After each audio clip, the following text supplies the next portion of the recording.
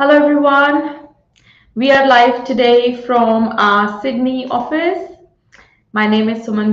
My MARN is 1800859. And today we have Umesha with us. So Umesha is based in Sydney office, and she can help you with all sorts of visas, and she will be available for the face-to-face consultations as well in the Sydney office. So I will leave the Sydney office number, or you could even call the Brisbane office. You could even go to our website to book online. So I am just going to wait for a few people to join us. So if you can see me and hear me okay, if you just want to put it in the chat box.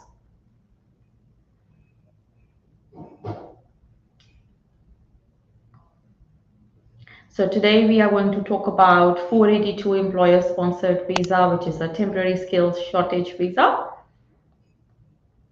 We will talk about what this visa is about, what are the updates, why you should consider this visa, and if you are even eligible for this visa. So I have got some comments there. You can see us and you can hear us, so that's good.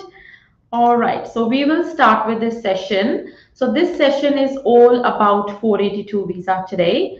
I will try to stick to the topic of the video so that if anybody goes back to listen to it, it's all about 482. So if you have questions about 482 visa, you can put it in the chat box. But otherwise, if any other questions, you put it in there. I'll try to get back to them pretty much like later on, but not in this session.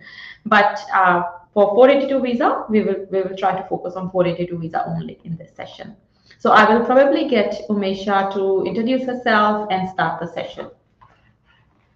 Hi everyone, my name is Umesha 𝐻𝐻. My registration number is 2318217, and today we are based in Sydney Parramatta office.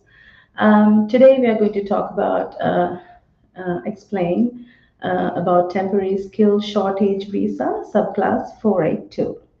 So I'll briefly explain about this visa.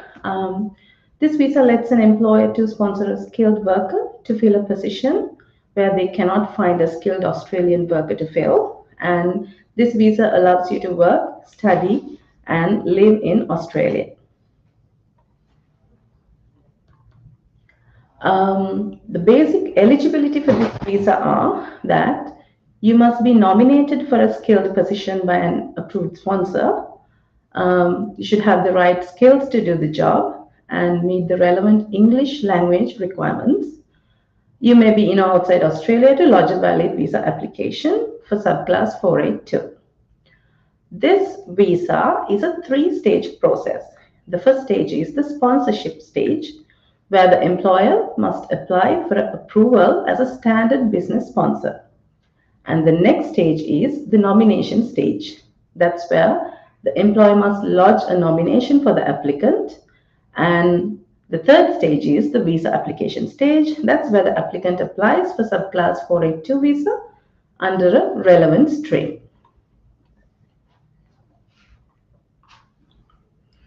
Now there are three main streams to this visa.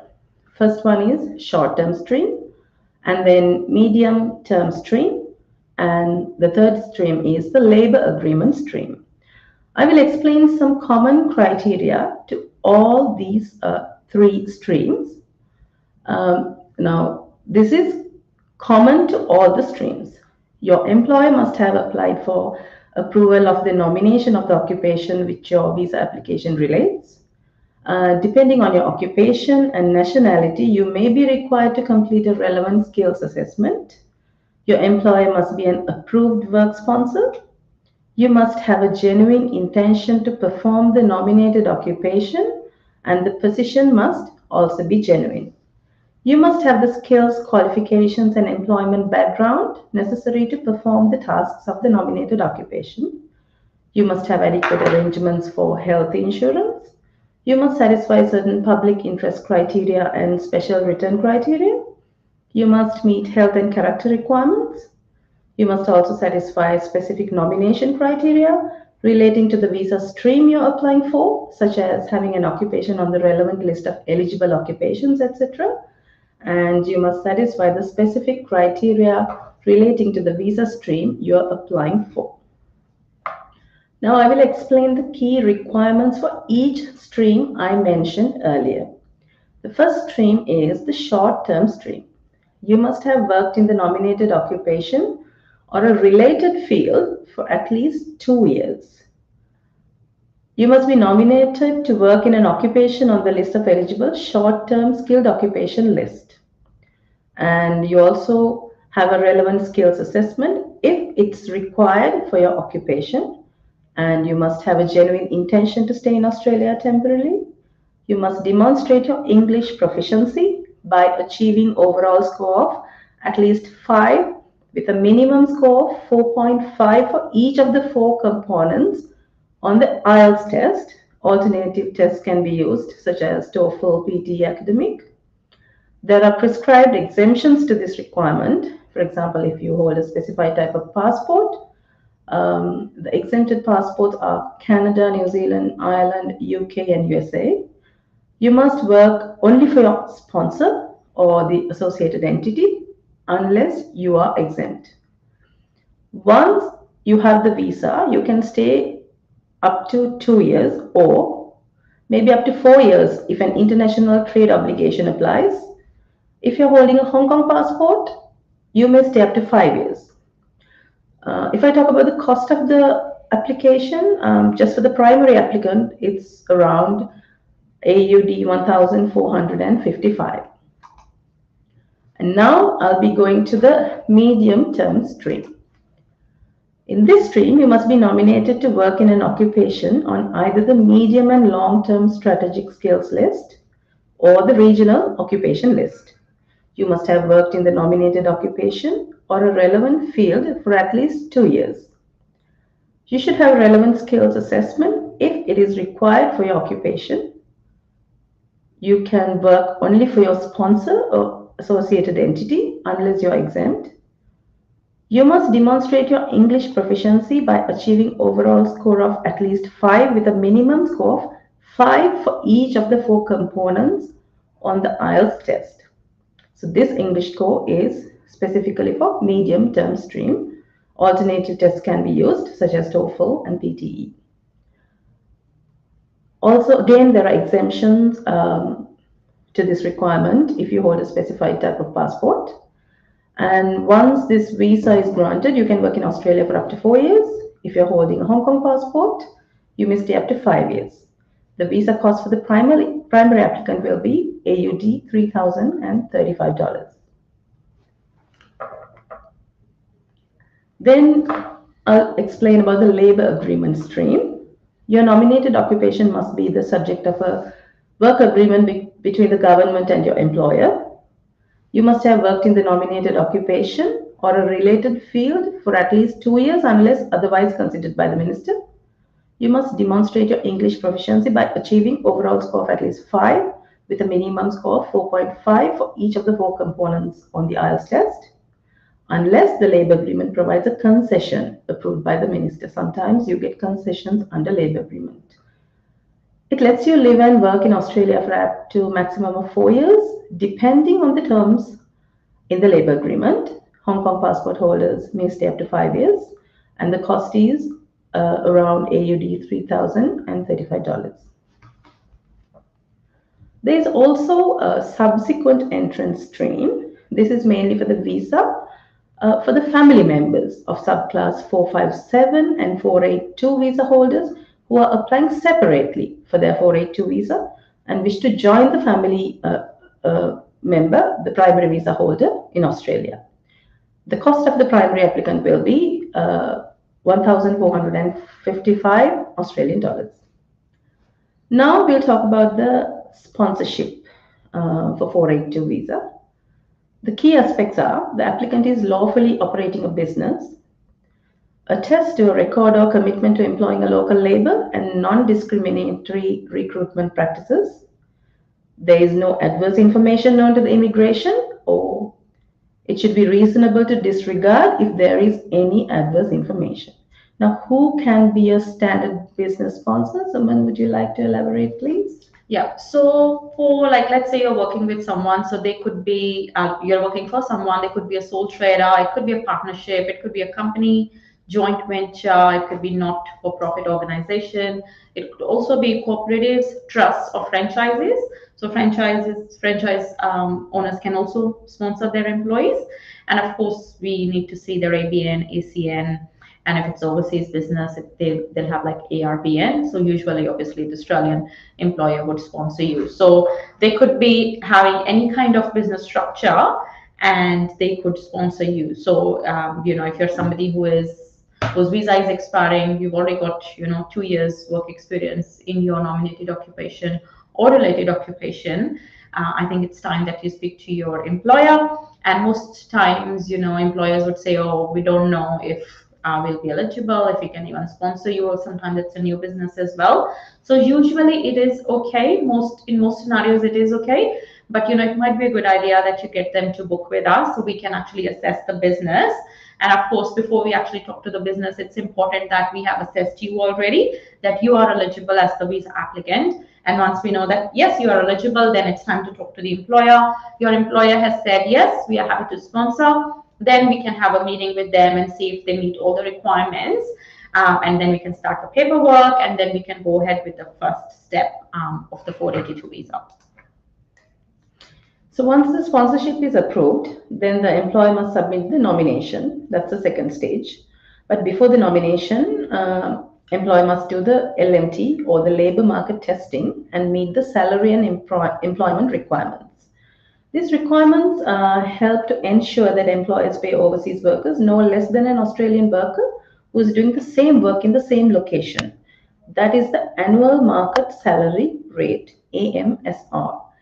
If you will pay the overseas worker an annual salary less than Australian dollars 2,500, you need to show you have determined the AMSR correctly. You will not pay the overseas worker less than the AMSR, and the AMSR, excluding any non-monetary benefits, is no less than the temporary skilled migration income threshold, which is AUD 53,900 for nomination applications lodged up to and on 30th June 2023, AUD 70,000 for nomination applications lodged on and after 1st July 2023.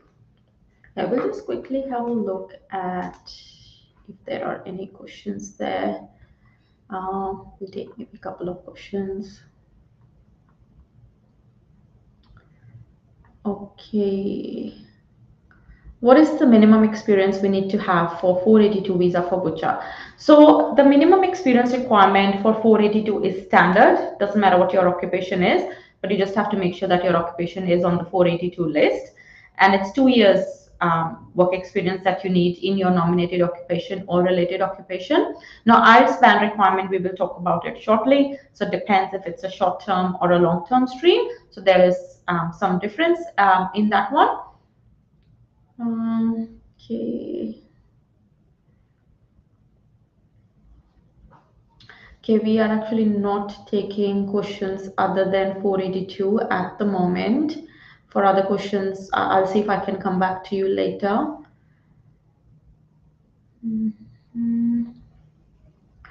Unfortunately, no, we do not provide any job offers. So usually the people who contact us, they are already, let's say, working with someone, or they already have a job offer, and we will help you with the visa process. So Devanshu is asking, the experience doesn't have to be Australian. No, definitely not. So your work experience could be anywhere in the world, as long as it's in the nominated or related field and it's in the last 5 years. So you do need 2 years in the last 5 years. So that's the thing there. So yeah, your work experience should be okay. All right, so we can go back to the 482 visa. Next, we're talking about the labor market testing. It generally involves advertising the position in Australia. It must be conducted according to the requirements prior to lodging a nomination application and is mandatory for the nomination to be approved. Advertising must be done within the 4 months immediately before lodging a nomination application and must run for a minimum of 28 days.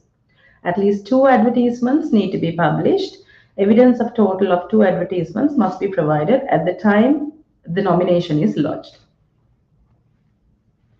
Suman, what should be included in the advertisement? So when you do the labor market testing, it's very important that the job is advertised carefully. So advertising of the nominated position must be undertaken in Australia, be in English, and they must have some mandatory information included.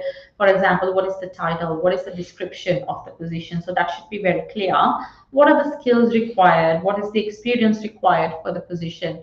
What is the position description? And for example, what is the location of the position? So it's very important that they, especially if it's a business which has got like various branches, where is the position available? And then the entity name and ABN of the approved sponsor or the name of the recruitment agency being used by the sponsor. And if the salary for the position, if the annual earnings for the position are lower than 96,400 annually, then they have to mention how much salary will be offered, and the employment type, if it's going to be a full-time, permanent, or ongoing. So obviously for 482, it is a requirement that it is a full-time position. So if if it's not advertised properly, again, that's a risk to the application. So this part needs to be done very carefully.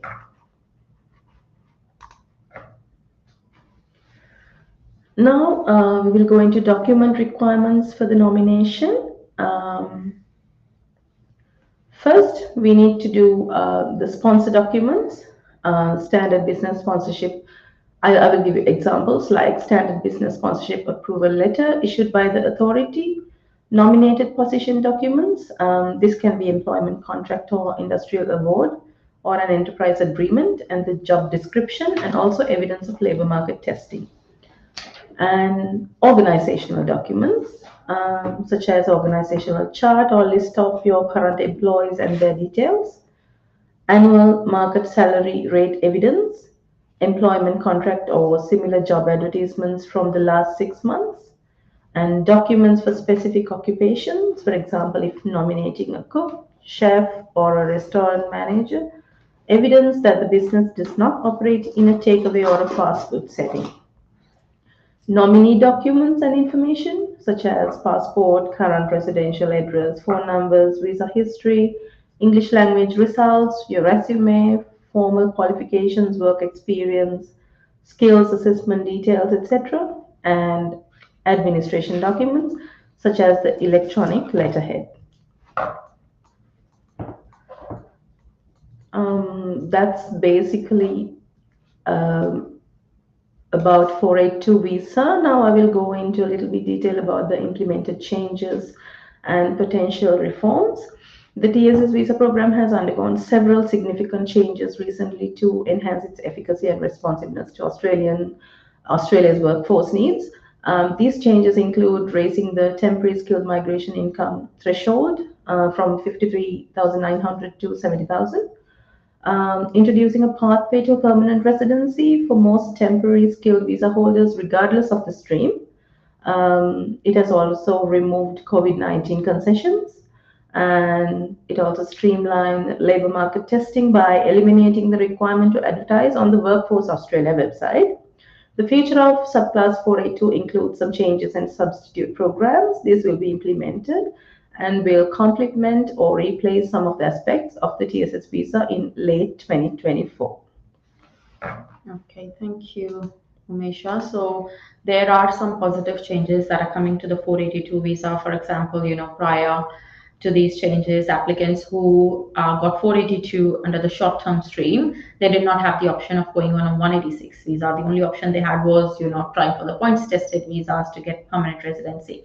But now, anybody on a 482 visa can go on the 186 visa, and before it was like only after 3 years they can go in the transition stream, but now it's 2 years. So a lot of positive changes with the 482 visa.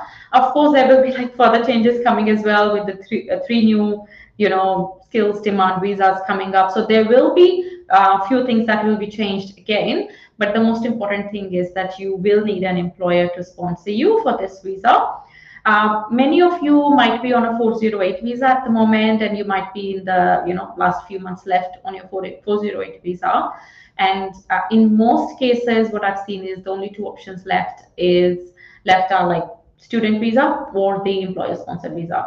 But of course, if you do have an employer who is ready to sponsor you, then 482 visa is a better visa to go for rather than having to go on a student visa.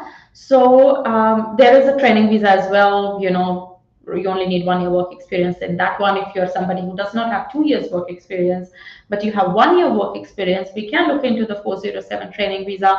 We will probably do another session on that visa as well. But this one is more for people who have got almost 2 years of work experience in their field and have got an employer. So if you do have any questions, you can definitely put it in the chat box. Somebody is asking if somebody is here on a visitor visa, can they try for a 482 visa? So if you do not have 8503 condition on your visa, you can apply for further visas. But the thing is that you have an employer. Do you have enough time to actually, because tourist visa is usually 3 months or so, because there are 3 things that need to be done, and of course you have to organize the employer and things like that. So it depends on the full situation, but yes, it is possible. I am 52 years. Can I apply for 482? There is no age limit for 482 visa. You could apply for 482, but the issue will be that you may not have any transition arrangements unless something comes up. But at this stage, you need to be under 45 for a 186 visa, but you can hop on to various 482 visas. Okay, all right, Devanshu, if you are holding a subclass 500, so yeah, that's another thing.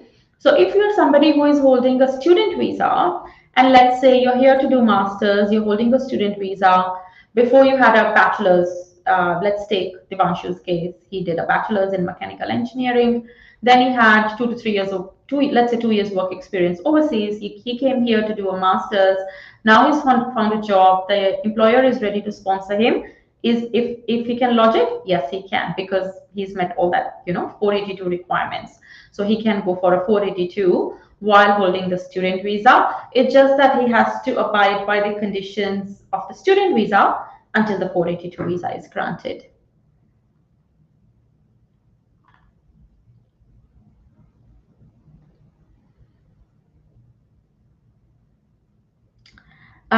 Yes, Nadu, if your wife, so you've mentioned she's a physiotherapist. I know there are some waivers available. Maybe she can go with limited registration as well, because there have been few changes. If you can get in touch with us, because we'll have to actually specifically look at the case. But if the employer is ready to sponsor her, and if she meets that requirement, because she's got that limited registration, I'll have to just look into that to double confirm. Yeah, yes, we can help you with that. Okay, is it good time to look for 482 visa? So someone's got 75 points, 2 years of onshore experience as a developer. Salary is 90,000 Australian dollars, living in Victoria.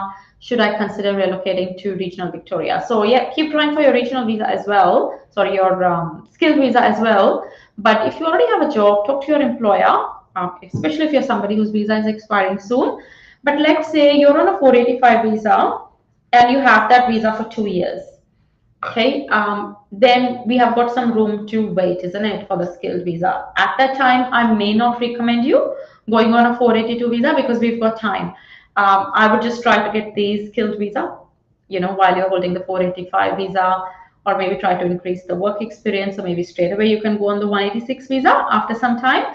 But if you're somebody whose visa is expiring, let's say in July or August, then of course I would recommend to actively look for the 482 option. But if you've got plenty of visa, I would not look at 482 as yet. Okay, I think we have covered most of the questions regarding 482. If there is anything specific regarding 482, please put it in the comments. Okay.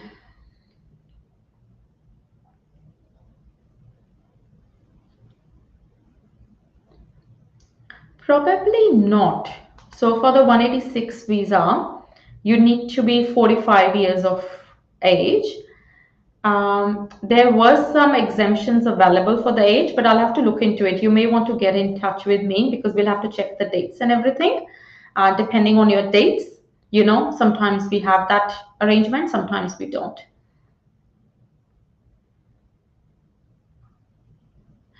Okay, for the approval for the nomination, somebody is asking about 407. So it can take some time. It can take anything from 2 to 6 months for that one. I think the last one took about 4 months. So I'm just giving you a rough idea, but it really depends on a lot of things. Okay, now our office address in Sydney is level 49, 8 Parramatta Square. So we are in Parramatta, just next to the Parramatta station. So Umesha is always here. You can call our office and book with Umesha. Aman is also here, our registered migration agent. She was with me yesterday in a live session. So they both are here in the Sydney office. So just make sure that you do make an appointment because of the security issues with Parramatta Square. You need to have booked an appointment, and also make sure that you do bring your ID cards when you come and see us. There is like major security thing in this building. So yes, we don't have walk-in appointments. So book a consultation. Happy to see you in the Sydney office. Yeah, I'm sorry. I'm just getting tempted to reply to the skilled visa questions. Okay. Anything you want to add, Umesha, before we end this session? I think we have covered everything. Yes. Okay, so all right, guys. So if you are in a situation, you have looked at all the other options, and the only option left for you is 482. Get in touch with us. Now, I know I'm not trying to talk too much about the 494, 186, 407 in this session, but some of you might be eligible for 407, or you might be eligible for the 494, because 494 is got very extensive list. For example, office manager, law clerks, those kind of occupations are also there. You could look at 494 list as well. It's just that you do need a skills assessment, competent English, under 45 years, regional sponsor, those type of things. But we will probably cover that in our next session. So we will leave the details to contact us, like our phone number in Sydney and Brisbane, and also the online links to book a consultation. Okay, thank you everybody who has joined us for this session, and we hope to see you soon. Bye-bye. Thank you. Bye.